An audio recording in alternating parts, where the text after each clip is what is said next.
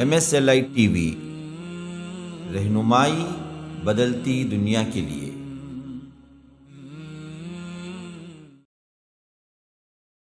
ہمیں اصل میں سیرت مبارکہ جاننا ضروری ہے کہ اللہ کے رسول صلی اللہ علیہ وسلم نے شادیاں کی، اللہ کے رسول صلی اللہ علیہ وسلم نے حضرت عائشہ سے نکاح کیا، کب کیا، کیوں کیا؟ اللہ کے رسول صلی اللہ علیہ وسلم کی سیرت کو کبھی ہم نے پڑھا ہے؟ کبھی ہم نے سمجھا ہے؟ کبھی ہم نے امہات المومنین کی سیرتوں کو پڑھا ہے؟ بیٹھنے والوں میں کتنے لوگوں کو امہات المومنین کے نام یاد ہیں؟ حالانکہ وہ ہماری مائیں ہیں۔ 11 بیویاں تھی، 11 بیویوں میں سنگل ایک شکایت آج تک نہیں آئی۔ تاریخی روایات، میں حدیث نہیں کہتا، حدیث سے زیادہ بہت کم تر شرائط پر تاریخی روایات ہوتی ہیں۔ ایک تاریخی روایت ہی بتا دو کہ کسی زوجہ نے، کسی ام المومنین نے اللہ کے رسول پر شکایت کی ہو۔ یہ کرک کے ہماری حالت کیا ہوتی ہے دیکھ لو، کبھی بی بی سے پوچھ لو، جو اٹے کٹے بڑے ملا ٹائپ کے آتے ہیں، بڑے بااخلاق ہوتے ہیں کہ جی چاہتا ہے کہ ان کے قدموں میں گر جائیں، ذرا گھر میں جا کے پوچھو یہ کیسے پہلے نکلے گا، درندہ ہے جی، درندہ۔ گھر میں آتا ایسا چیختا، میری پریشانی شروع۔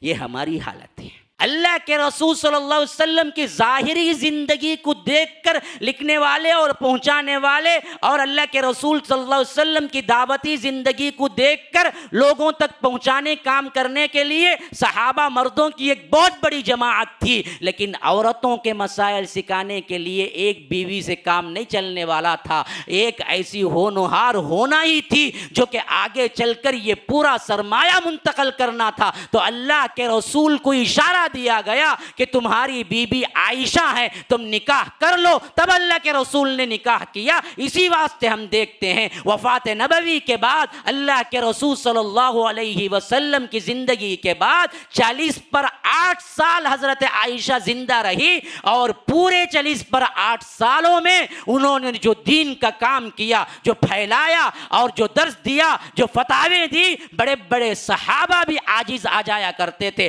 حتیٰ کہ صحابہ خود روایت کرتے ہیں کسی مسئلے میں ہمیں شک پڑ جاتا تو ہم محتاج ہوتے حضرت عائشہ کے، اور حضرت عائشہ کے پاس مسئلہ لے جاتے۔ حضرت عائشہ مسائل ہمارے لیے بیان کرتی، واضح کرتی، تب معلوم ہوتا خاص طور پر عورتوں کے مخصوص مسائل۔ ان الحمد للہ نحمده ونستعینه ونستغفره ونؤمن به ونتوکل علیہ ونعوذ باللہ من شرور انفسنا ومن سیئات اعمالنا، من يهده الله فلا مضل له ومن يضلل فلا هادي له، واشهد ان لا اله الا الله وحده لا شريك له، واشهد ان محمدا عبده ورسوله، اما بعد، فإن خير الحديث كتاب الله، وخير الهدي هدي محمد صلى الله عليه وسلم، وشر الأمور محدثاتها، وكل محدثة بدعة، وكل بدعة ضلالة، وفي رواية وكل ضلالة في النار۔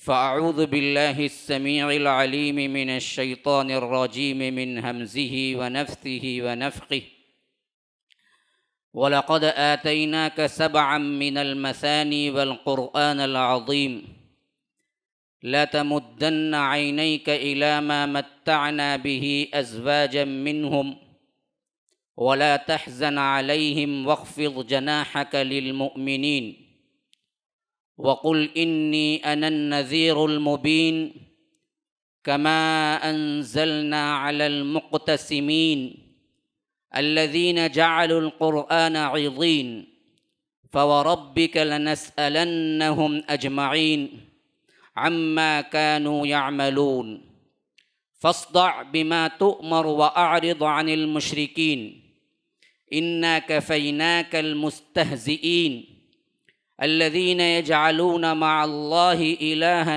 آخر فسوف يعلمون، وَلَقَدْ نَعْلَمُ أَنَّكَ يَضِيقُ صَدْرُكَ بِمَا يَقُولُونَ فَسَبِّحْ بِحَمْدِ رَبِّكَ وَكُن مِّنَ السَّاجِدِينَ وَاعْبُدْ رَبَّكَ حَتَّى يَأْتِيَكَ الْيَقِينُ اللهم أرنا الحق حقا وارزقنا اتباعه وأرنا الباطل باطلا وارزقنا اجتنابه اللهم علمنا ما ينفعنا وانفعنا بما علمتنا وارزقنا علما رب اشرح لي صدري ويسر لي أمري واحلل عقدة من لساني يفقه قولي۔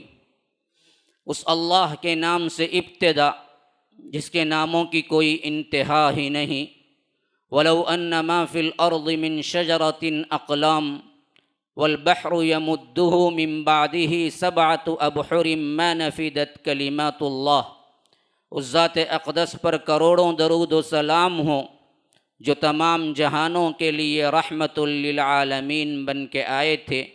اللہم صلی علی محمد وعلی آل محمد كما صليت على إبراهيم وعلى آل إبراهيم إنك حميد مجيد وبارك على محمد وعلى آل محمد كما باركت على إبراهيم وعلى آل إبراهيم إنك حميد مجيد۔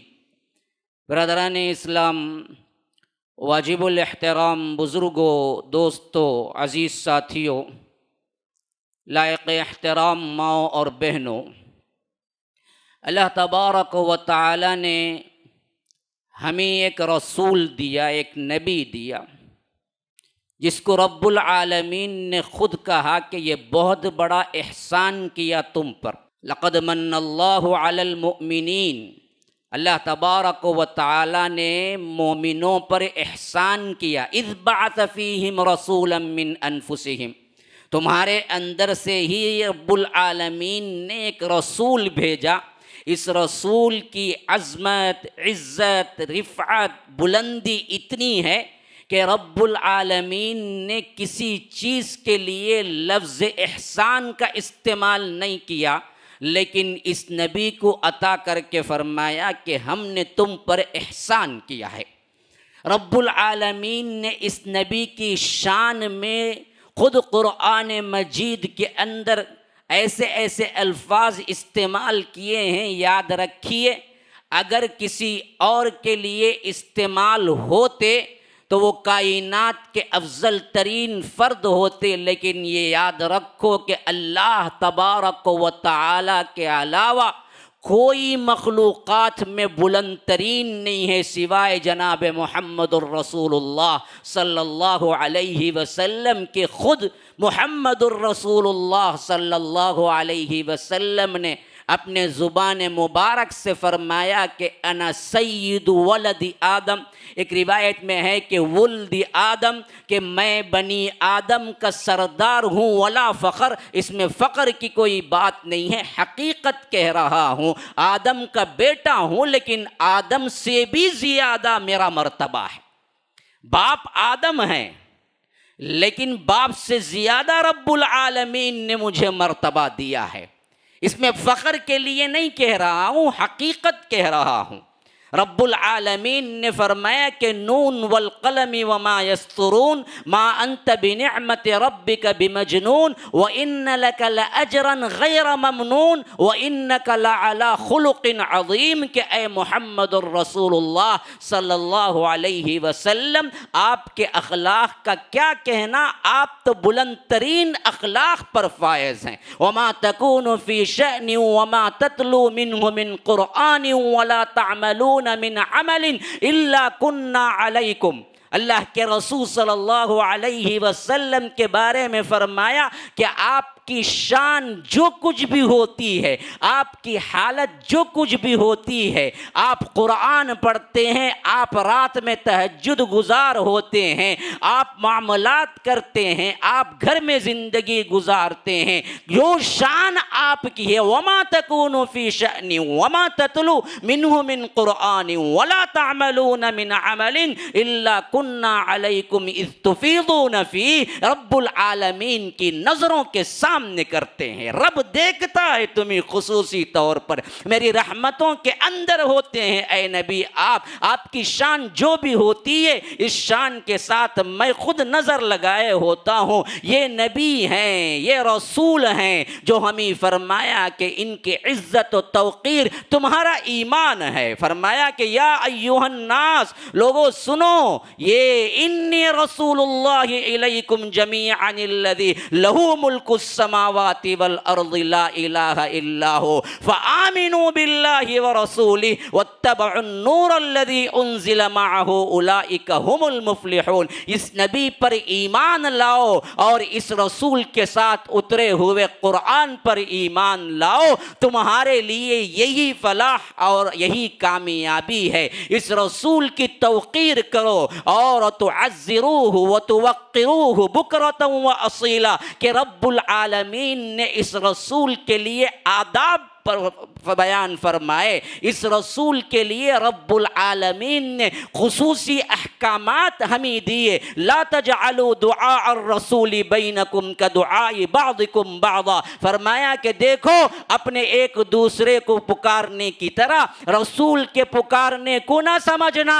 ایک دوسرے کو جس طرح نام لے کے تم پکارتے ہو اس طرح نہ پکارنا۔ نہ رسول کا بلاوا جب آئے تو جیسے ایک دوسرے کو بلاتا ہے ویسا بلاوا نہ سمجھنا۔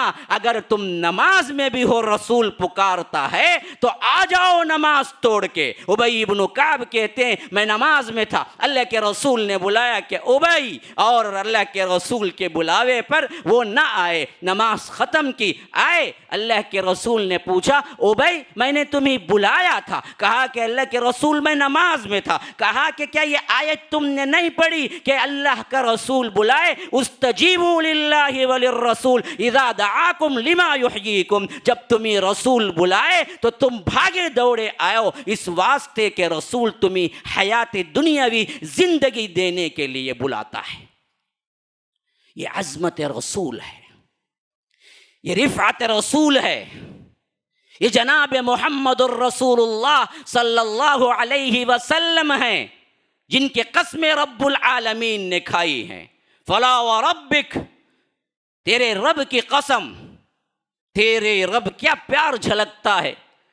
رب العالمین نے محمد الرسول اللہ صلی اللہ علیہ وسلم کی قسم کھا کے کہتا ہے، یہ نہیں کہا کہ فلاں کے رب کی قسم، یہ نہیں کہا کہ مومنوں کے رب کی قسم، یہ نہیں کہا کہ مسلمانوں کے رب کی قسم، بلکہ فرمایا کہ فلا وربک، تیرے رب کی قسم، لا یؤمنون، اس وقت تک ایمان والے نہیں ہو سکتے۔ کب تک؟ حتیٰ یحکموک فیما شجر بینہم، جب تک کہ تمہارے آپس کے جھگڑوں میں اللہ کے رسول صلی اللہ علیہ وسلم کو منصف نہ مان لیں، جیسے وہ حکم دیں اسے دل کے ساتھ مان لیں، دل کے اندر بھی کوئی کجی کوئی ٹیڑھ نہ ہو، تب تک تم ایمان والے نہیں ہو سکتے۔ ہماری ہزاروں جانیں قربان ایک جناب محمد الرسول اللہ صلی اللہ علیہ وسلم کے ایک تکلیف دہ ایک کانٹے چبھنے پر بھی ہمارے ہزاروں جانیں قربان، جیسا کہ حضرت خبیب نے کہا تھا جب سولی پہ چڑھانے کے لیے لے آئے اور دشمنان اسلام نے کہا کیا تم یہ پسند کرتے ہو کہ تم بہت خوشی کے ساتھ اپنے گھر واپس لوٹ جاؤ اور اس کی جگہ سولی پر چڑھنے والے تمہارے آقا محمد الرسول اللہ بن جائیں اور تم چھوٹ جاؤ تو کیا تم خوشی محسوس نہیں کرو گے؟ تو انہوں نے کہا کہ بدبختو، میرے رب کی قسم، میرے دل میں جناب محمد الرسول اللہ کی جو عظمت ہے وہ اتنی بلند ہے، اتنی بلند ہے، اتنی بلند ہے کہ میں اگر چھوٹ جاؤں اور اس کے بدلے میں جناب محمد کے پاؤں مبارک میں ایک کانٹا بھی چبھ جائے یہ مجھے گوارا نہیں ہے، اس کے بجائے وہ کانٹا چبھنے کی تکلیف کے عوض میں اپنی جان دے سکتا ہوں۔ یہ محمد الرسول اللہ ہے جن کی عظمتوں کو ہم نے نہ سمجھا، جن کے اخلاق کو ہم نے نہ سمجھا، جن کی سیرت کو ہم نے نہ پڑھا، اور ہم خود اللہ کے رسول صلی اللہ علیہ وسلم کے اقوال و اعمال کے مخالف بن گئے، تو پھر دنیا کے اندر رب العالمین نے یوں ذلیل کیا، ہر ایرا غیرہ نتو خیرہ آج محمد الرسول اللہ کی گستاخی پہ اتر آیا ہے۔ آئے دن اس ملک کے اندر ہی نہیں بلکہ انٹرنیشنل طور پر دشمنان اسلام، کوئی عیسائی، کوئی یہودی، کوئی دوسری قوم کا، آئے دن ہم نیوز میں پڑھتے آتے ہیں کہ فلاں نے گستاخی کی، فلاں نے اللہ کے رسول صلی اللہ علیہ وسلم پر ریمارک کیا، فلاں نے یہ الفاظ کہے، اور 2-3 مرتبہ چیخ و پکار ہو گئی، 2-3 مرتبہ فلاں آرباٹم، یہ فلاں جمع ہوئے، چیخے چلائے، ختم ہو گیا۔ لیکن ان کا سلسلہ ختم ہونے پہ نہیں آتا ہے۔ یہ بھگوا جھنڈے والوں نے آج کل ہمارے نبی پر جو کچھ بھی کہا، اور ایک عورت ذات نے جو کچھ بھی کہا، یہ میڈیا پہ وائرل ہے، اور اس حیثیت سے گفتگو بڑی شاندار ہو رہی ہے ہماری، لیکن عمل سے خالی ہے۔ اور اس کے لیے کوئی آخری کیا کرنا چاہیے، کوئی ایسی چیز، کوئی ایسا کام جس سے ان کے منہوں کو بند کر دیا جائے، اور اس کے ساتھ ساتھ ہمارے اخلاق ایسے ہو جائیں کہ پیغام دیں تو انہوں نے غلط سمجھا ہے اور ہم نے تمہیں صحیح سمجھانا ہے۔ لیکن مسئلہ اس کا الٹا ہے کہ جب کبھی بھی وہ چیخ و پکار کرتے ہیں، جب کبھی بھی وہ آ کر چیختے چلاتے ہیں، ان انکر الاصوات لصوت الحمیر، کہ گدھے کی آواز سب سے بری آواز ہے، اس طرح ان گدھوں کی آوازوں کو جب بھی بلند کیا جاتا ہے میڈیا کے اندر، اس وقت ہم جواب تو کیا دیں؟ ہمارے خود کے اندر شکوک و شبہات پیدا ہوتے ہیں کہ ہاں جی ایسا کیوں ہوا؟ ہم مسلمانوں کے اندر، مجھے اصل میں آج اس ٹاپک پر گفتگو کرنے کے لیے یہ چیز نہیں ابھاری کہ ایک گدھی، ایک دنیا کی سب سے بدترین مخلوق، گٹر کے نالی میں چلنے والے کیڑے سے زیادہ بدتر، جو قرآن کہتا ہے اولئک ہم شر البریہ، مشرک ہے۔ مخلوقات میں سب سے بدترین مخلوق مشرک ہے۔ یہ مشرکہ زبان کھولی ہے۔ اللہ کے رسول صلی اللہ علیہ وسلم کی شان میں اس واسطے میں گفتگو نہیں کر رہا ہوں، گفتگو اس واسطے کر رہا ہوں کہ اس نے جب زبان کھولی اور اعتراض کیا کہ 6 سالہ لڑکی کے ساتھ، 6 سالہ بچی کے ساتھ تمہارے محمد نے صلی اللہ علیہ وسلم نے نکاح کیا، تو جنس پرستی یا یوں سمجھیے کہ جنسی لگاؤ زیادہ تھا، اس بات سے بہت سے مسلمانوں کو خود شک مبتلا ہوتا ہے، شک میں پڑتے ہیں، سمجھتے ہیں ہاں جی کیوں کیا؟ ہمارے ایمان کو بچانے کے لیے اصل میں گفتگو کر رہا ہوں، جواب دینے کی کوئی نیت نہیں ہے، کیونکہ میرے رسول کی شان میں کبھی کوئی کمی واقع ہوتی ہی نہیں ہے، خواہ پوری دنیا خلاف میں ہو جائے۔ رب نے پہلے ہی اعلان کر دیا تھا کہ انا کفیناک المستہزئین، یہ استہزاء کرنے والے، یہ دراصل کیا ہے؟ ہنسی مذاق ٹھٹا اڑانے والوں کی طرف سے اے اللہ کے رسول ہم کافی ہیں۔ جس کے لیے رب کافی ہے، ہم کیا مدافعات کر سکتے ہیں؟ ہاں، ہمیں مدافعات نہیں ہے، ہمیں اصل میں سیرت مبارکہ جاننا ضروری ہے کہ اللہ کے رسول صلی اللہ علیہ وسلم نے شادیاں کی، اللہ کے رسول صلی اللہ علیہ وسلم نے حضرت عائشہ سے نکاح کیا، کب کیا، کیوں کیا؟ اللہ کے رسول صلی اللہ علیہ وسلم کی سیرت کو کبھی ہم نے پڑھا ہے؟ کبھی ہم نے سمجھا ہے؟ کبھی ہم نے امہات المومنین کی سیرتوں کو پڑھا ہے؟ بیٹھنے والوں میں کتنے لوگوں کو امہات المومنین کے نام یاد ہیں؟ حالانکہ وہ ہماری مائیں ہیں۔ النبی اولا بالمؤمنین من انفسہم وازواجہ امہاتہم، نبی کی ذات تمہارے جان سے زیادہ افضلیت رکھتی ہے، یہ رب کہتا ہے۔ ہاں، النبی اولا بالمؤمنین من انفسہم، اللہ کی قسم اگر ہم دل سے اس پر ایمان رکھتے تو آج ہماری یہ حالت نہ ہوتی۔ تمہاری جانوں سے زیادہ اللہ کے رسول صلی اللہ علیہ وسلم کی ذات بہت بلند ہے، حق رکھتی ہے، رسول کی ذات اور جان کے لیے جان دینا تمہارے لیے باعث سعادت ہے. اسی لیے تو صحابہ پروانوں کی طرح اللہ کے رسول صلی اللہ علیہ وسلم کے گرد رہا کرتے تھے. کتنے ہیں جنہوں نے اللہ کے رسول صلی اللہ علیہ وسلم کے قدموں میں جان دینا باعث سعادت سمجھا. بدر میں دیکھو، احد میں دیکھو، اصحاب رسول اللہ صلی اللہ علیہ وسلم، اللہ کے رسول صلی اللہ علیہ وسلم کی ذات گرامی کی حفاظت کے لیے جو 12 صحابہ آخری میں تھے، وہ 12 کے 12 میں 11 شہید ہو گئے، اور ہر ایک کی تمنا تھے کہ کاش کے گرتے وقت میرے آقا کے قدموں میں میرا سر ہو جائے. یہ جناب محمد الرسول اللہ صلی اللہ علیہ وسلم ہے. خود کی کڑیاں چبھ گئی تھی، احد کے میدان میں خون رسنے لگا تھا. صدیق اکبر دوڑے بھاگے آئے، کہا کہ اللہ کے رسول تھوڑی سی تکلیف برداشت کیجئے، میں اپنے دانتوں سے وہ خود کی کڑی کو نکال دیتا ہوں. خود ہیلمٹ کی طرح لوہے کا ایک ایسا سر پہ پہننے کی چیز ہوتی تھی جس سے تیر اور تلوار کے وار سے بچا جا سکتا ہے، اور اس میں چھوٹے چھوٹے دانے ہوتے تھے. وہ کڑیاں چپ گئی تھی جس سے اللہ کے رسول کی پیشانی مبارک خون آلود ہو گئی، اور اس کڑی کو جب تک نکالا نہ جائے کہ خون تھم نہیں سکتا تھا. صدیق اکبر بڑھے تو ابو عبیدہ پاس کھڑے ہوئے. امین هذه الامہ، یہ وہ ہیں جو پوری امت کے امانت دار ہیں. اللہ کے رسول صلی اللہ علیہ وسلم نے فرمایا، کہا صدیق اکبر اللہ کا واسطہ دیتا ہوں یہ کام میں کر لیتا ہوں.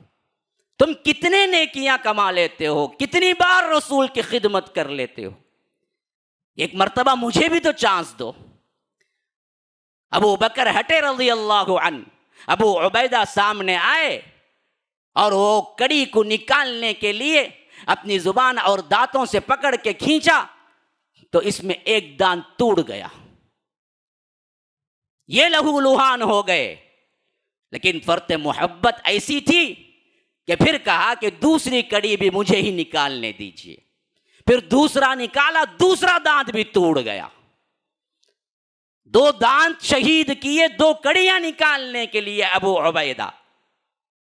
پھر اس کے بعد اصحاب رسول اللہ صلی اللہ علیہ وسلم ابو عبیدہ کے چہرے کو دیکھتے تو کہتے اللہ کی قسم جب پورے دانت تھے ابو عبیدہ اتنے خوبصورت نہیں تھے، جب 2 دانت اللہ کے رسول کے لیے شہید کیے تو اس سے زیادہ خوبصورت تھے. یہ اصحاب رسول اللہ صلی اللہ علیہ وسلم ہیں جنہوں نے اللہ کے رسول صلی اللہ علیہ وسلم پر اپنی جانیں نچھاور کی. ایک منافق گستاخ آیا، اللہ کے رسول صلی اللہ علیہ وسلم کے فیصلے کو نہ مانا.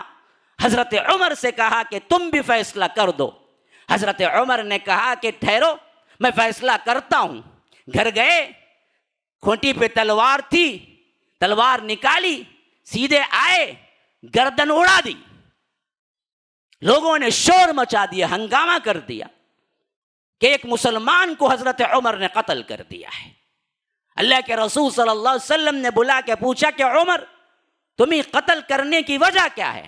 کہا کہ اللہ کے رسول آپ کے فیصلے کے بعد وہ دراصل میرے پاس فیصلے کے لیے آیا، گویا کہ آپ کا فیصلہ اس کی نظر میں فیصلہ نہیں ہے. وہ کہتا ہے کہ عمر تم فیصلہ کرو، اس سے بڑا گستاخ کون ہوگا؟ میں نے اسی واسطے گردن اڑا دی. رب نے آیت اتار دی کہ عمر نے بالکل صحیح کہا، فلا وربک لا یؤمنون حتی یحکموک فیما شجر بینہم ثم لا یجدوا فی انفسہم حرجا مما قضیت ویسلموا تسلیما. حضرت عمر نے جو کیا وہ بالکل صحیح کیا. گستاخ رسول کی یہی سزا ہے، اور اس پر کوئی خون بہا نہیں لیا جائے گا، اس کا خون رائنگا قرار دیا گیا. کہا کہ وہ مومن ہی نہیں ہو سکتا جو رسول کے فیصلے کے بعد کسی اور کا فیصلے کا متمنی ہو. یہ عظمت رسول ہے. لیکن ہم کیا ہیں؟ ہم نے کبھی سیکھا ہے؟ کبھی جانا ہے؟ اللہ کے رسول صلی اللہ علیہ وسلم پر شادیوں کی جو اعتراضات غیر مسلم کرتے ہیں، وہ لا علمی کی وجہ سے کرتے ہیں یا ٹھٹا مذاق کے لحاظ سے کرتے ہیں یہ وہ جانے، لیکن یاد رکھو مسلمانوں کے اندر بھی یہ بات ہے کہ آخر اللہ کے رسول نے 11 شادیاں کیوں کی، حضرت عائشہ 9 سال میں نکاح کیوں کیا؟ اسی واسطے بہت سو نے بخاری و مسلم کی روایات کو رد کر دیا اور اپنے منمانے طور پر کیلکولیشن میں پڑھ کے بہت سے اہل قرآن اور بہت سے وہ لوگ جو جدید طبقے سے تعلق رکھتے ہیں انہوں نے یہ سوچا چھوڑا کہ نا غلطی ہو گئی صحابہ سے، غلطی ہو گئی امام بخاری سے، غلطی ہو گئی احادیث کو روایت کرنے والوں سے۔ اصل تو اللہ کے رسول صلی اللہ علیہ وسلم نے جب حضرت عائشہ کا نکاح کیا تو 19 سال عمر تھی، کسی نے کہہ دیا کہ 18 سال عمر تھی، کسی نے کہہ دیا کہ نا غلطی ہو گئی 12 سال تو کم از کم رہی ہوگی، 6 سال سے بھلا کوئی کرے گا؟ یہ بہانے، یہ توڑ مروڑ کے احادیث کو پیش کرنے کی ضرورت کیوں آئی؟ ان پروپیگنڈا کرنے والے بدبخت لوگوں کی وجہ سے کہ ان کے ذہنوں میں بھی یہ خناس بھرا ہوا ہے کہ واقعتاً رسول نے غلط کیا۔ کتنے ہیں جو پینٹ شرٹ پہن کے مولوی بننے والے یہ اعتراض کو مان لیا اور کہا کہ نا اللہ کے رسول صلی اللہ علیہ وسلم کی شادی ہوئی تھی تو اس وقت حضرت عائشہ 18 سال کی تھی، حالانکہ خود روایت موجود ہے کہ اللہ کے رسول صلی اللہ علیہ وسلم کی وفات ہوئی یعنی حضرت عائشہ بیوہ ہوئی تو اس وقت حضرت عائشہ کی عمر 18 سال تھی، بیوہ جب ہوئی، نکاح 6 سال میں ہوا، بالکل صحیح روایت ہے۔ ان بدبختوں کی وجہ سے ہمارے رسول پر ہم دراصل کردار کے اعتبار سے کبھی کوئی کمی نہیں کرتے، تم کہتے ہو تو کہتے رہو، اسلام نے اس کو جائز رکھا، قیامت تک جائز رہے گا۔ تم بدبختوں کے اعتبار سے تمہارے ذہنوں میں صرف کیڑے ہیں، تمہارے ذہنوں میں صرف گٹر کی نالی میں چلنے والے کیڑے ہیں اور تمہارا ذہن گندا ہو چکا ہے۔ یہ مغربی تہذیب ہے جس نے سب سے پہلے اس بات کو سب سے زیادہ اجاگر کیا کہ جنس پرستی یا جنسی نوعیت ہی شادی کی اصل بنیاد ہے، جبکہ اسلام کہتا ہے کہ جنس بھی ایک چیز ہے، ایک سکون ہے، لیکن اصل شادی صرف یہ نہیں ہے، شادی کے کئی اور فائدے ہیں۔ شادی کا سہارے کے اعتبار سے بھی فائدہ ہے، شادی کے اندر اولاد کے اعتبار سے بھی فائدہ ہے، شادی کے اندر ایک دوسرے کے سپورٹ کے اعتبار سے بھی فائدہ ہے، شادی کے اندر ایک دو خاندانوں کے جڑنے کے اعتبار سے بھی فائدے ہیں۔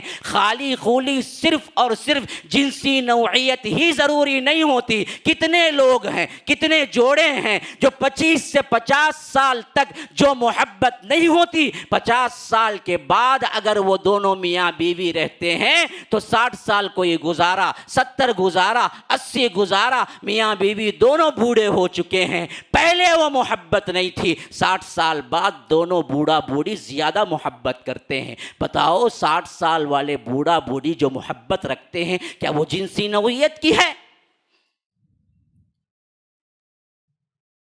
60-70 سالہ بوڑھا بوڑھی کریں گے تو کیا کریں گے، لیکن محبت آپ نے دیکھا ہوگا بڑھاپے میں زیادہ ہو جاتی ہے۔ تو نوعیت صرف جنس نہیں ہوتی شادی کی، کچھ اور چیزیں بھی ہیں جس کو ابھارا ہے صرف مغربی تہذیب نے۔ کتے اور جانور بنا دیا، لوگوں کو بندر بنا دیا، شاہراہوں پر جنسی نوعیت کے کام کرتے ہوئے انہیں شرم نہیں آتی۔ ایسے بدبخت جو اپنے دامن میں جھانکیں تو صرف اور صرف بے حیائی کے علاوہ کچھ نہیں نظر آئے گا۔ ایسے بدبخت آج ہمارے رسول جناب محمد الرسول اللہ صلی اللہ علیہ وسلم پر طنز کر رہے ہیں، حالانکہ ایسی پاکیزہ زندگی کسی انسان نے دنیا میں کبھی نہیں گزاری جو اپنی امت کو بھی یہاں تک دیا کہ اگر تم جمع بھی کرو اور پھر دوبارہ کرنا چاہتے ہو، اللہ کے رسول نے فرمایا کہ وضو کر کے کرو۔ یا رب، وہ حالت میں، وہ عجیب نشے میں اللہ کے رسول نے سکھایا یہ ادب کہ اگر تمہیں کرنا ہے تو وضو کرو، کم از کم پھر کرو۔ راتوں میں آتے تو اماں عائشہ خود کہتی ہیں کہ اللہ کے رسول کبھی ضرورت ہوتی تو آتے، ورنہ تو کہتے کہ عائشہ مجھے اجازت دو گی؟ اگر تم اجازت دو گی تو میں رب کے حضور نماز پڑھنا چاہتا ہوں۔ اما عائشہ کہتی ہیں کہ میں کہتی اللہ کے رسول اگر اس کے علاوہ کوئی کام ہوتا تو ہرگز بھی میں مان نہیں جاتی، لیکن یہ تو رب کے حضور کھڑا ہونا ہے، اس سے کون روکے گا؟ پھر اللہ کے رسول کھڑے ہوتے، پوری رات تہجد میں گزر جاتی۔ یہ اللہ کے رسول صلی اللہ علیہ وسلم کی راتیں تھی۔ 11 بیویاں تھی، 11 بیویوں میں سنگل ایک شکایت آج تک نہیں آئی۔ تاریخی روایات، میں حدیث نہیں کہتا، حدیث سے زیادہ بہت کم تر شرائط پر تاریخی روایات ہوتی ہیں۔ ایک تاریخی روایت ہی بتا دو کہ کسی زوجہ نے، کسی ام المومنین نے اللہ کے رسول پر شکایت کی ہو۔ ایک کرک کے ہماری حالت کیا ہوتی ہے دیکھ لو، کبھی بی بی سے پوچھ لو، جو اٹے کٹے بڑے ملا ٹائپ کے آتے ہیں، بڑے بااخلاق ہوتے ہیں کہ جی چاہتا ہے کہ ان کے قدموں میں گر جائیں، ذرا گھر میں جا کے پوچھو یہ کیسے پہلے نکلے گا، درندہ ہے جی، درندہ، گھر میں آتا ایسا چیختا میری پریشانی شروع۔ یہ ہماری حالت ہے۔ ایک کرک کے 11 بیویوں سے ایک شکایت بتاؤ مجھے، کیسا حسن سلوک کیے ہوں گے اللہ کے رسول صلی اللہ علیہ وسلم؟ کوئی شکایت نہیں۔ اچھا ایک دوسرا پوائنٹ بھی ہمیشہ یاد رکھ لینا، میں صرف پوائنٹ پہ گفتگو کروں گا کیونکہ جمعہ کا وقت بڑا تنگ ہوتا ہے، میں تفصیل نہیں جا سکتا۔ اس موضوع پر میں نے تفصیلات کے ساتھ بھی بحث کی ہے، یوٹیوب وغیرہ میں آپ تلاش کر لے سکتے، لیکن منہ توڑ جواب دینے کے اعتبار سے میں پوائنٹ ٹو پوائنٹ آپ کو بتاتا ہوں۔ خواہ مسلمان ہوں جن کے دلوں میں شک آیا ان کے لیے بھی، وہ غیر مسلم درندے ہوں جنہوں نے کیا ہے باضابطہ طور پر سازش کر کے انہوں نے اللہ کے رسول کے گستاخ بنے ہیں اس معاملے میں، ان کو بھی جواب دے دیا جائے۔ اس سے پوچھو ایک روایت تاریخی لے آؤ کہ کسی بھی بیوی نے کوئی شکایت کی ہو۔ پہلی بات۔ دوسری بات، اللہ کے رسول صلی اللہ علیہ وسلم نے زندگی مبارکہ کا پہلا نکاح کس سے کیا؟ ایک 40 سالہ بیوہ خاتون سے جو 2 شوہروں کو دیکھ چکی تھی۔ پہلی شادی ہو گئی حالہ سے، ہاں، پھر دوسری شادی ہوئی عتیق نامی ایک شوہر سے، تیسری شادی ہے حضرت خدیجۃ الکبریٰ کی اللہ کے رسول صلی اللہ علیہ وسلم سے۔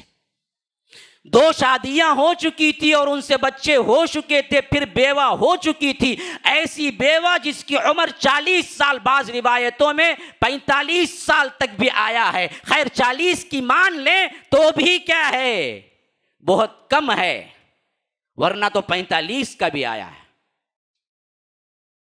لیکن متفق علیہ روایات میں 40 سال بالکل صحیح ہے۔ 40 سالہ عمر کی ایک عورت سے جو 2 شوہروں کو دیکھ چکی تھی، بیوہ سے 25 سالہ جوان، بیٹھے ہوئے نہیں، پوروں کو چیلنج کرتا ہوں جتنے نوجوان ہیں، کیا کوئی پسند کرے گا 40 سالہ عورت جو بیوہ ہے، 2 شوہروں کو دیکھ چکی ہے، اپنی پہلی شادی کرے؟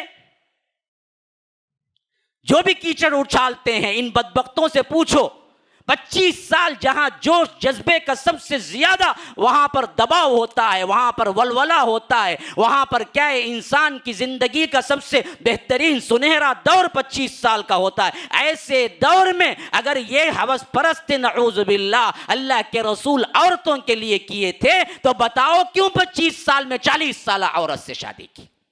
بتاؤ، جواب دو۔ اور یہ ایک شادی پر پورے 25 سال قائم رہے۔ یہ دوسرا پوائنٹ ہے سب سے اہم۔ 25 سال سے لے کر 50 سال تک اللہ کے رسول نے کوئی شادی نہیں کی۔ حضرت خدیجۃ الکبریٰ کی وفات تک کوئی شادی نہیں کی، ایک بیوی پر اکتفا کیا۔ اسی واسطے ہم دیکھتے ہیں کہ تمام اولاد سوائے حضرت ابراہیم کے جو ماریۃ القبطیہ رضی اللہ عنہا سے ہوئی، اس کے علاوہ تمام اولاد اللہ کے رسول کو حضرت خدیجۃ الکبریٰ ہی سے ہوئی۔ عبداللہ ہوں، قاسم ہوں، زینب ہوں، رقیہ ہوں، ام کلثوم ہوں، فاطمہ ہوں، 4 بیٹیاں 2 بیٹے، سب کے سب خدیجۃ الکبریٰ سے ہوئی۔ اللہ کے رسول صلی اللہ علیہ وسلم 25 سے 50 سال تک کوئی شادی نہیں کی۔ 50 سال کا زمانہ گزر گیا، حضرت خدیجۃ الکبریٰ کی وفات ہو گئی تو دوسری شادی کی.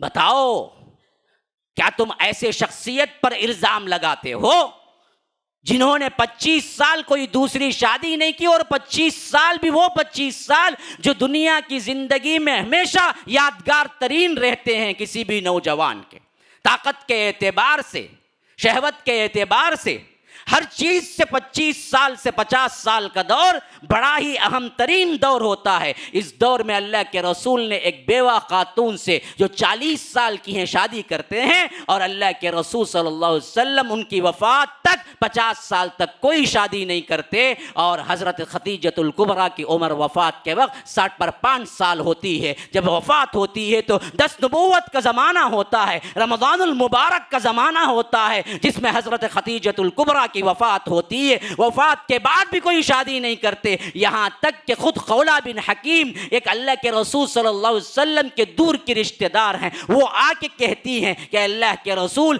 کب تک بچے چھوٹے چھوٹے ہیں، ابھی فاطمہ بہت چھوٹی ہوتی ہیں، دوسرے بھی چھوٹے چھوٹے بچے ہوتے ہیں، آپ دعوتی سرگرمیوں میں مصروف ہیں، بچوں کو دیکھ بھال کرنے کے لیے تو کوئی عورت لے آنا ہے، آپ شادی کیوں نہیں کر لیتے؟ اللہ کے رسول کہتے ہیں کہ اچھا کوئی دے گا مجھے، شادی کے لحاظ سے تم سوچ رہی ہو، کوئی تمہاری نظر میں ہے؟ تو حضرت خولہ کہتی ہے اللہ کے رسول ہاں ہیں. کہا کہ کنواری ہے یا آ کر شادی شدہ یعنی بیوہ ہے؟ فرمایا کہ بیوہ بھی ہے کنواری بھی ہے. کہا کہ بیوہ کون ہے کنواری کون ہے؟ تو حضرت خولہ نے کہا کہ بیوہ وہ ہے جو حضرت سودا ہیں، اور کنواری وہ ہے جو آپ کے یار غار آپ کے دوست کی بیٹی حضرت عائشہ ہے. اللہ کے رسول صلی اللہ علیہ وسلم کہتے ہیں کہ جاؤ دونوں سے کہو.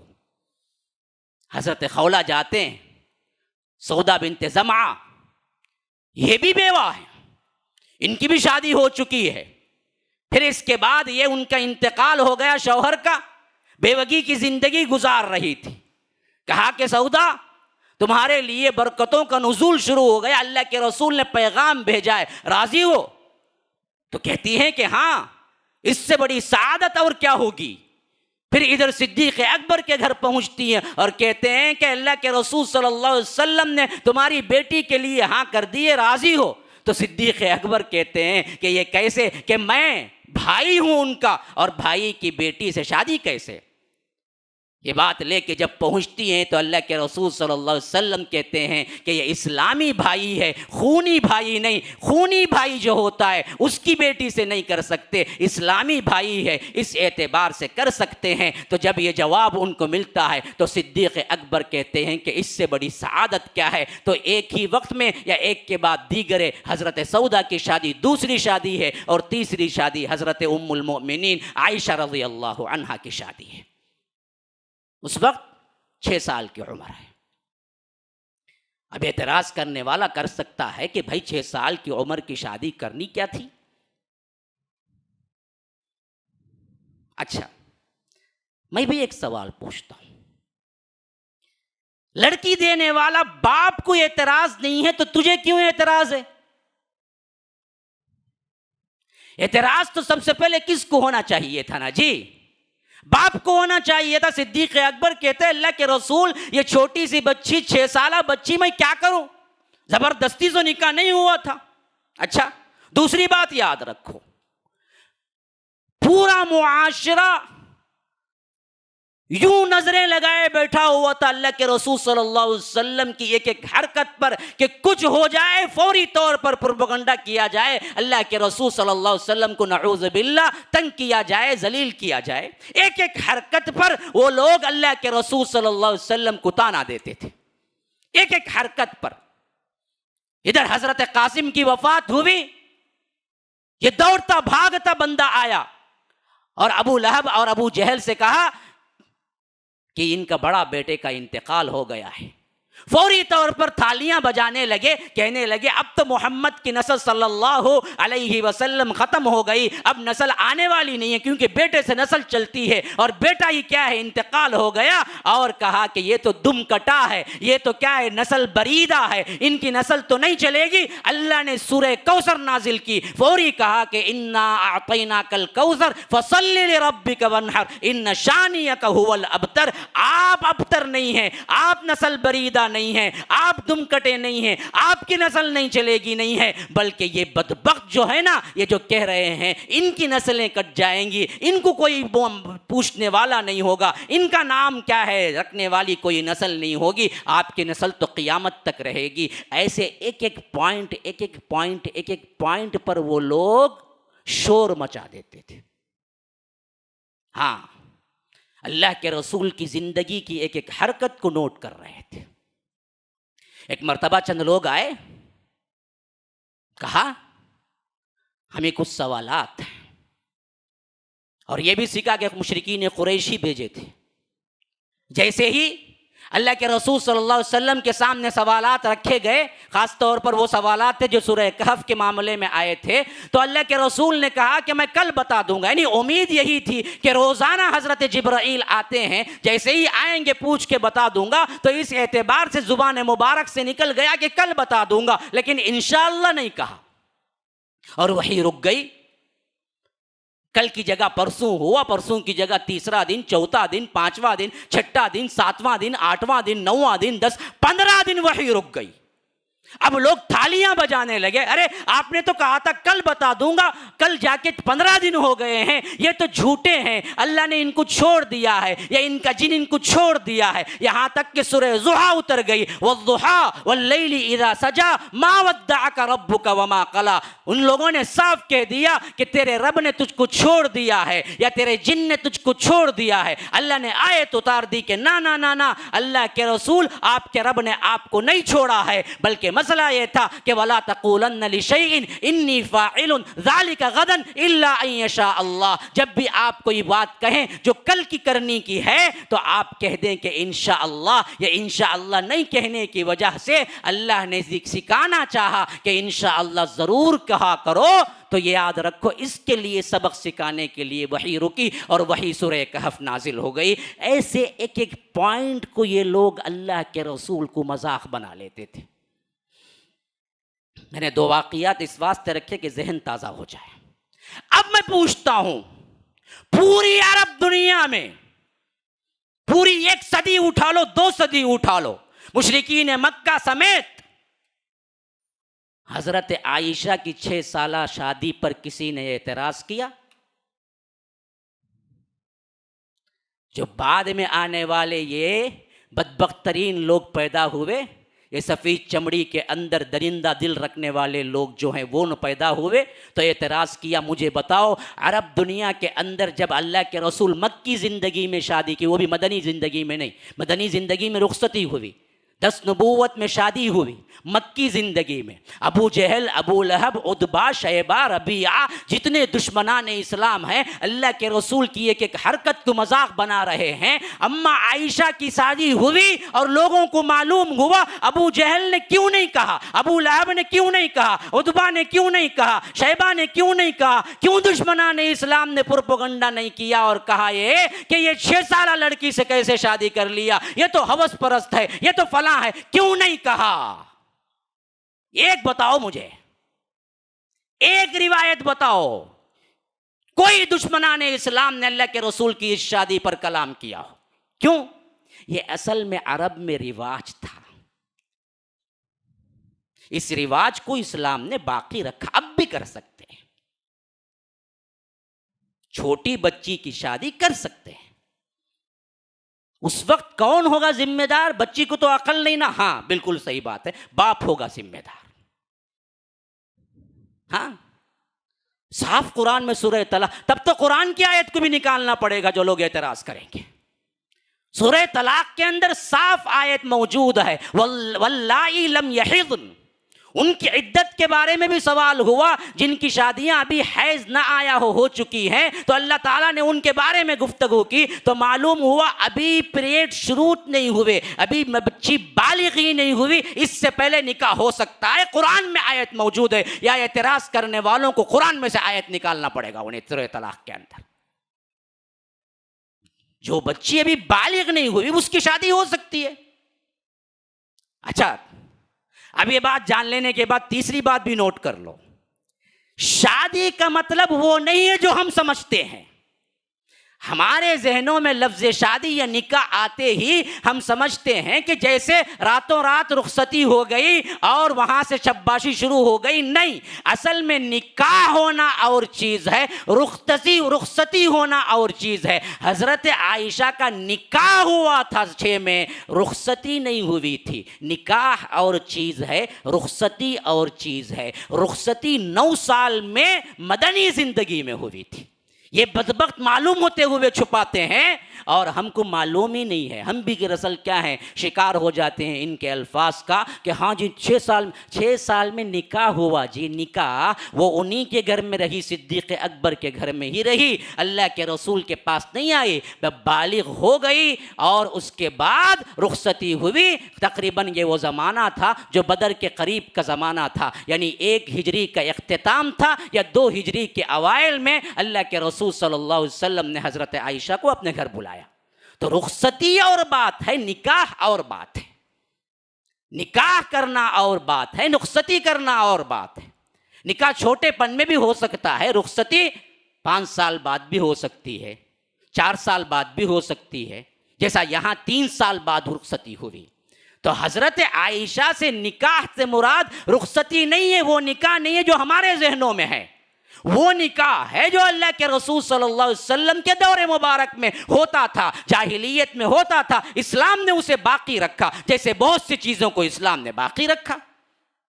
جاہلیت میں جتنے کام تھے سب کو اللہ تبارک و تعالی نے کیا نہیں کیا، حرام نہیں قرار دیا۔ کئی چیزیں ویسی تھی جو اللہ تبارک و تعالی نے اس میں اصلاح کر دی لیکن باقی رکھا۔ جاہلیت میں حج ہوتا تھا، جاہلیت میں عمرہ ہوتا تھا، ہاں اس میں جو باتیں غلط تھی اس کو نکال دی، بقیہ حج بھی قائم رہا، عمرہ بھی قائم رہا۔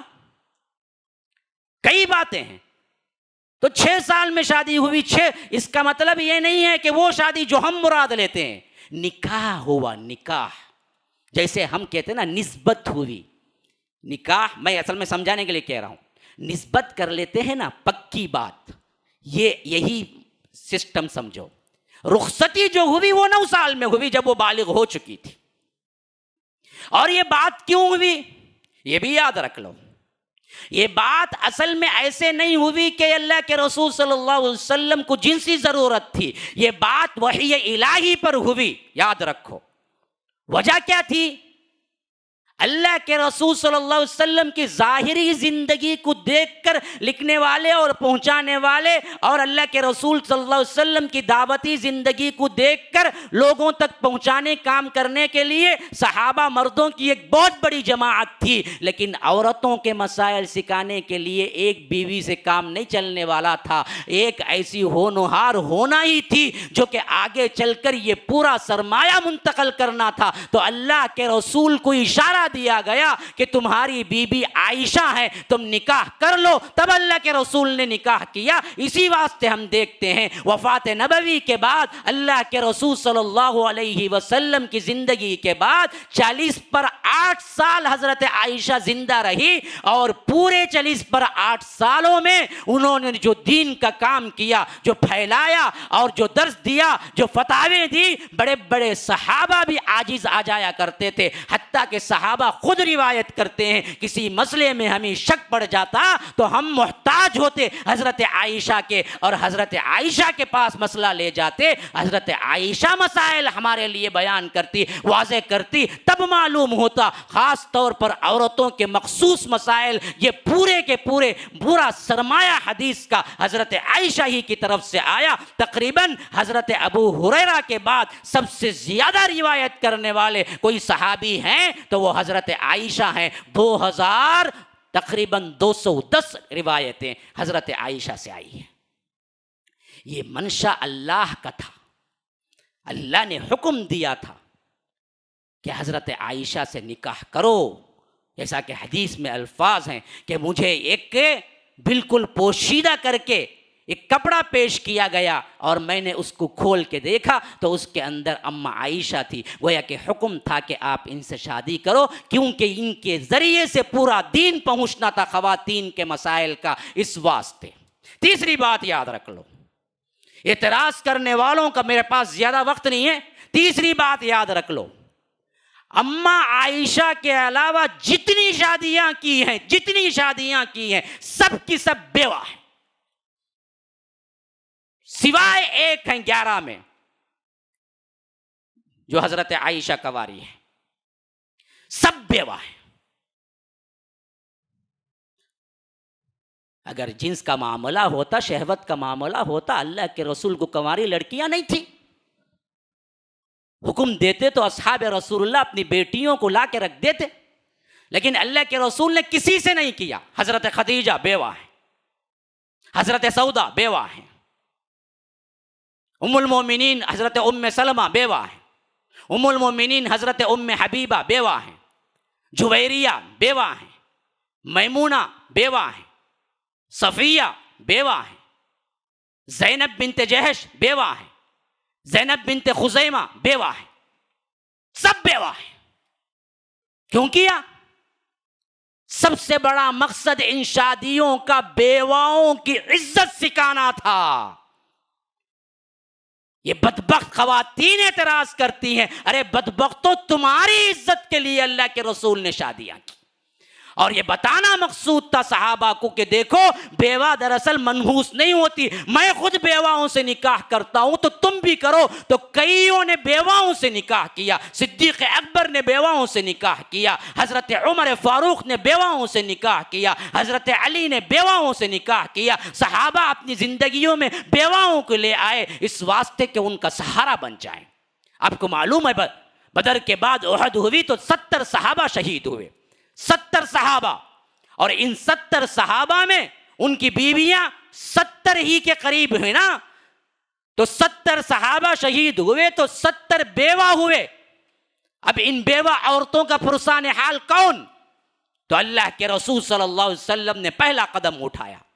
حضرت حفصہ تھی بیوہ، حضرت عمر کی بیٹی بیوہ تھی، خنیس ابن حذافہ شہید ہو گئے بدر کے اندر، تو کہا کہ میں شادی کروں گا، تو حضرت حفصہ بیوہ تھی جو شادی کیا۔ حضرت عبداللہ ابن جہش بدر میں شہید ہو گئے، ان کی بیوی زینب بنت خزیمہ تھی، تو اللہ کے رسول صلی اللہ علیہ وسلم نے کہا کہ میں شادی کروں گا، تو زینب بنت خزیمہ سے اللہ کے رسول صلی اللہ علیہ وسلم نے شادی کیا۔ اسی طرح ام سلمہ کا معلوم ہوا کہ ابو سلمہ یہ دراصل کیا ہے، بدر کے میدان میں شہید ہو گئے، تو اللہ کے رسول صلی اللہ علیہ وسلم نے ام سلمہ سے شادی کی۔ ام حبیبہ کا معلوم ہوا حبش کی سرزمین میں ان کا شوہر مرتد ہو کے عیسائی بن کے مر گیا، بیوہ ہو گئی ہیں، تو اللہ کے رسول نے اتنا خیال کیا کہ وہاں کے بادشاہ کو خط لکھا، کہا کہ دیکھو تم دراصل وکیل بن کے شادی کر دینا ام حبیبہ سے میرے ساتھ۔ اور اللہ کے رسول کی شادی کے بعد ان کے باپ ابو سفیان جو بدر میں سردار بن کے آئے، احد میں سردار بن کے آئے، خندق میں مشرکین کی طرف سے سردار بن کے آئے، ہمیشہ اللہ کے رسول کے کٹر دشمن تھے، ان کی دشمنی کم ہوتی گئی کہ میری بیٹی اللہ کے رسول صلی اللہ علیہ وسلم کی بیوی ہے اور اللہ کے رسول میرے داماد ہیں۔ یہ سوچتے سوچتے یہاں تک کہ اسلام قبول کر لیا فتح مکہ کے موقع پر، تو اسلام کی تبلیغ اور ترویج و اشاعت کے لیے اللہ کے رسول صلی اللہ علیہ وسلم نے شادیاں کی۔ جویریہ یہ ایک قبیلہ تھا جو مدینے اور مکے کے درمیان ایک راستے پر رہا، اور یہ راستے پر ہمیشہ ڈاکو بن کے مارا کرتے۔ اللہ کے رسول صلی اللہ علیہ وسلم نے حملہ کیا اور اس وقت اللہ کے رسول کو فتح حاصل ہوئی اور جویریہ قیدی بن کے آ گئی۔ اللہ کے رسول صلی اللہ علیہ وسلم کے پاس آئی، کہا کہ میں سردار کی بیٹی ہوں اللہ کے رسول، اور مجھے آپ مدد کیجئے، قیدی کا جو فدیہ ہوتا ہے اگر وہ آپ دے دیں گے تو میں آزاد ہو جاؤں گی۔ اللہ کے رسول نے کہا کہ ہاں، قیدی کا فدیہ میں خود دیتا ہوں تمہیں، لیکن اس سے اچھا آپشن بھی رکھتا ہوں، اگر تم اس کے بدلے یہی مہر قرار دے کر تم مجھ سے نکاح کر لو تو یہ بات بھی آپشنل تمہارے لیے ہے۔ تو انہوں نے کہا کہ اتنی بڑی بات، سردار قبیلہ میرے لیے مہر بھی دے اور مجھے کیا ہے، لونڈی بنا کے نہیں بلکہ مجھے بیوی بنا کے لے آئے۔ اللہ کے رسول میں راضی ہوں. تو اللہ کے رسول صلی اللہ علیہ وسلم نے جویریہ سے نکاح کیا تو کہا کہ اللہ کے رسول آپ ہمارے قبیلے کے فرد ہو گئے, آپ میرے شوہر ہیں اور میرا پورا قبیلہ قیدی بنا ہوا ہے, کہ ایسا کیسے ہو سکتا ہے, یہ پورا آپ کا سسرال ہے, اللہ کے رسول آپ چھوڑ دیجئے. اللہ کے رسول نے کہا کہ جاؤ, پورا قبیلہ آزاد ہے. اسی واسطے اماں عائشہ کہتی ہیں کہ جویریہ نے جتنا بڑا کام اپنے قبیلے کے لیے کیا کسی عورت نے نہیں کیا, کہ ایک شادی کی وجہ سے پورا قبیلہ آزاد ہو گیا. ایسے اللہ کے رسول صلی اللہ علیہ وسلم نے ایک دوسرے کی محبت اور رشتہ داریاں بڑھانے کے لیے شادیاں کی ہیں, جس سے اسلام مضبوط ہو گیا. کیونکہ عرب میں رواج تھا جس خاندان میں داماد آ جائے پھر اس خاندان سے لڑا نہیں جاتا. یہ تھی اصل میں کاز جس کی وجہ سے اللہ کے رسول صلی اللہ علیہ وسلم نے شادیاں کی ہیں. جنسی نوعیت کا کوئی مسئلہ ہی نہیں تھا. اللہ کے رسول صلی اللہ علیہ وسلم تو بالکل دنیا کو برکہ کی بھی حیثیت دینے والے نہیں تھے. ان کی زندگی کے شب و روز پڑ جائیے, پوری رات تو تہجد میں گزرتی تھی, پورا دن تو دعوتی میدان میں گزرتا تھا. خالی ایک مرتبہ چند بیویوں نے مل کے کہا کہ اب تو اللہ نے آپ کو بہت دے دیا ہے. خبر خیبر کے بعد مال غنیمت بہت آیا ہوا تھا, تو ایک مرتبہ بیویوں نے مل کے کہا کہ اللہ کے رسول ہمارا جو خرچہ ہوتا ہے, جو چند دانے ہوتے ہیں, چند کیا ہے ستو ہوتا ہے, چند کھجوریں ہوتی ہیں ماہانہ, آپ ذرا بڑھا دیجئے, آپ کے پاس تو پیسہ آ چکا ہے. اللہ کے رسول کو اتنا غصہ آیا. کبھی کسی بات پر اللہ کے رسول بیویوں کے غصہ نہیں ہوئے, لیکن اس بات پر غصہ ہوئے اور اللہ کے رسول نے قسم کھا لی کہ 1 مہینے تک میں کسی بیوی کے پاس نہیں جاؤں گا, جسے شریعت کی زبان میں ایلا کہتے ہیں. معلوم ہے آپ کو, اللہ کے رسول نے اپنی بیویوں سے ایلا کیا تھا صرف اس بات پر کہ خرچہ تھوڑا سا زائد مانگے. کہا کہ نہیں چاہتا کہ میرے گھر میں دولت آئے. اماں عائشہ کہتی ہیں کہ 2 مہینے گزر جاتے ہمارے گھر چولہا نہ جلتا. پوچھا اماں پھر کیسے زندگی گزارتے؟ کہا کہ 2 کالی چیزوں پر پانی پیتے اور ہم کھجور کھا لیتے. کھجور بھی نہ ملتی بلکہ کھجور کی بیج چوس لیتے. یہ فقر و فاقے کی زندگی. ایک مرتبہ اللہ کے رسول سونے کے لیے پڑے ہوئے تھے تو اٹھ کے بیٹھے تو دیکھا کہ پیٹھ پر پورے کے پورے نیچے کی کنکریاں اور کاڑیاں اللہ کے رسول کے پیٹھ پر نقشہ چھوڑ گئی ہیں, کیونکہ اللہ کے رسول صلی اللہ علیہ وسلم بالکل گورے اور نرم بدن والے تھے. جیسے لیٹے اٹھ کے دیکھا تو پیٹھ پر پورے نشانات ہیں. تو جو کپڑا بچھایا جاتا تھا امہات المومنین نے طے کیا کہ اس کو تہ کر کے 4 تہ کر کے رکھ دے. ایک لمبا جو بچھایا جاتا اس کو تہ کر کے 4 برابر اتنا تہ کر کے رکھ دے. اور اللہ کے رسول جیسے ہی پڑے کہا کہ کون کر دیا ہے؟ امہات المومنین نے کہا اللہ کے رسول آپ کے آرام کے لیے ہم نے وہی چادر تو بچھائی لیکن ہم نے تہ کر دیا تھا. کہا کہ ہرگز نہ کرا کرو, مجھے تہجد کے اٹھنے میں تھوڑی دیر ہو گئی, آج مجھے اس دنیا سے کیا لینا, مجھے یہاں کے آرام سے کیا لینا. جیسے بچھایا کرتی تھی اس سے پہلے ویسے ہی بچھایا کرو. تو دنیا سے اللہ کے رسول کو کیا سروکار.